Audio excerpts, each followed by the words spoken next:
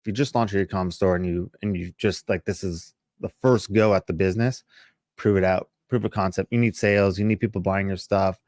Everyone runs the ads, but then complain about the cost of the ads or don't spend enough on it. So I would literally go old school and just reach out to everyone I know and tell them we are live. Happy Monday, everybody, or whenever you're listening to this.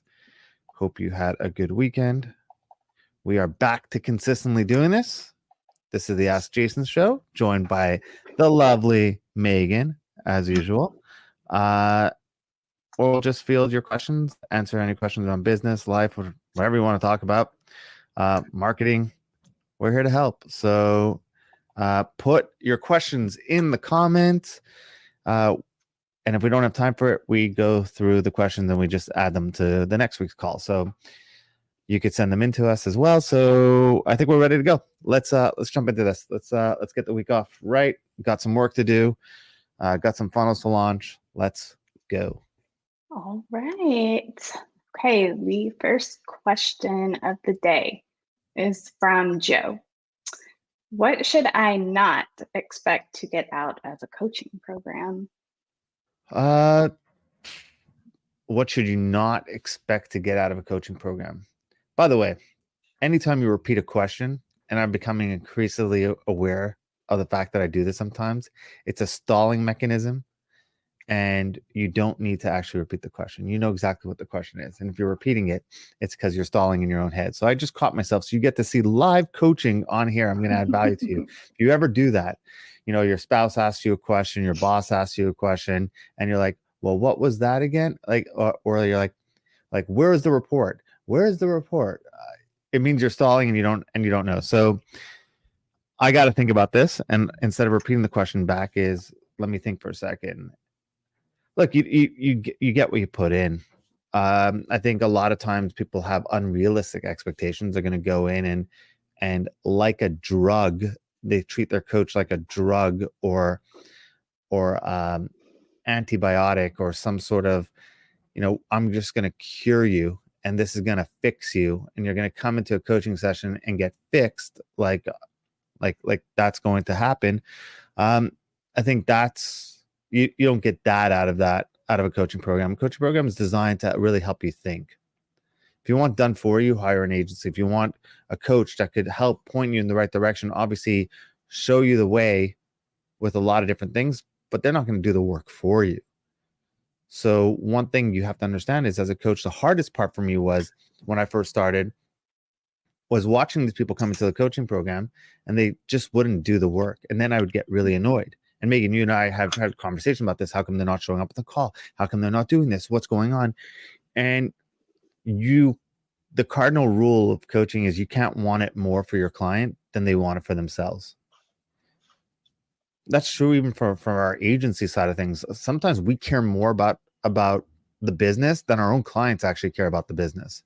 So I would say that's probably one of the things you don't get out of a coaching program, or you shouldn't look to get out of a coaching program. It's not a genie. It's not a magic lamp. You're not going to rub it and your wishes are going to come true.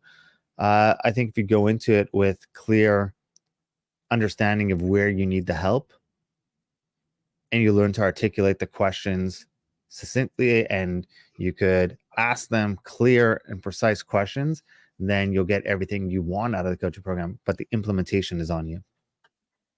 Okay.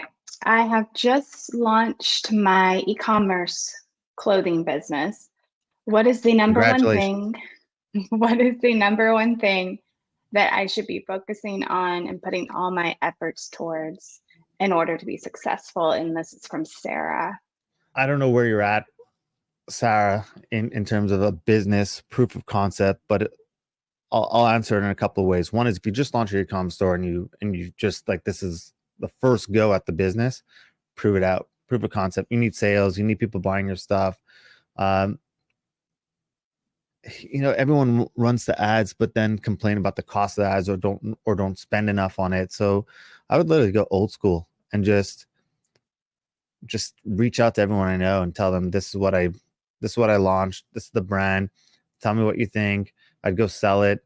I remember I was selling t-shirts out of a box outside sports arenas when I started my clothing brand. Just wanted to get proof of concept. No one bought it, and I went home with the box that sucked, and I was like, okay, well, at least I didn't make 4,000 of these. So get proof of concept. If you have proof of concept, the first thing you should probably be doing is getting attention to your site, because you just built an e-commerce site, and this isn't Field of Dreams where if you build it, they'll come. You have to actually get people to come to your site. So I'd start marketing it. I'd start reaching out to micro influencers, doing joint ventures, who you could possibly get in front of their lists. So I'd find people who are in a similar space as you, but not direct competitors.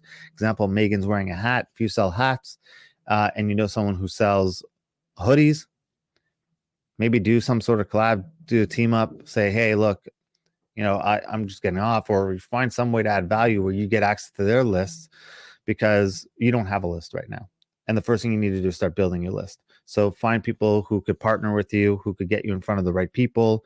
Oftentimes it's more who that will take you to the next level. So I'd spend time saying, okay, look, if I want to skip 3 years in this, I want to jump 3 years ahead, who do I know that could possibly help me do that? And then start running some ads and start getting some attention to the website.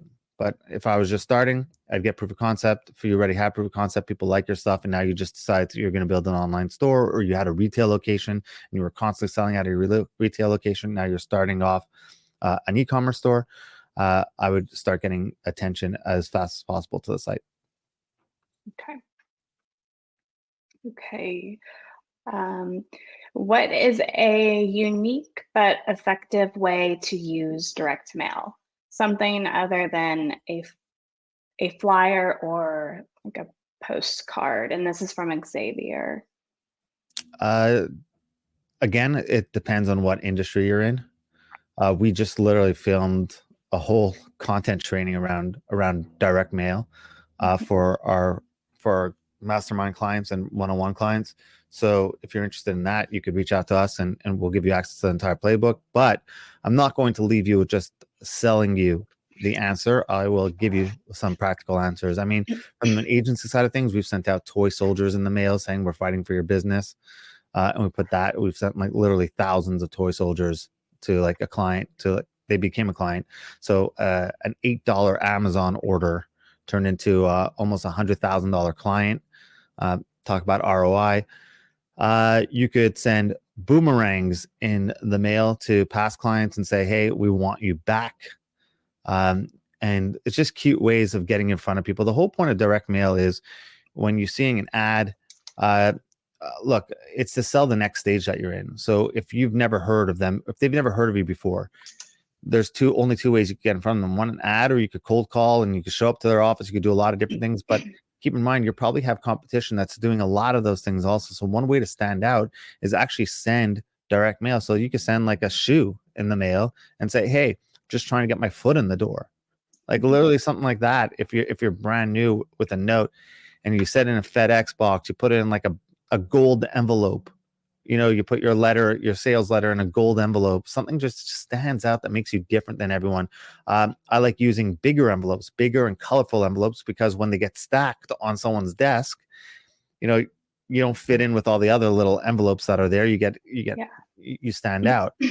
FedEx and UPS always stand out more because it looks like you took and invested in money to get it there faster. And everyone always accepts FedEx and UPS. That's the first things that get open inside an office. So again, the goal is to actually get in front of the people, actually get them to open your letter and actually read it.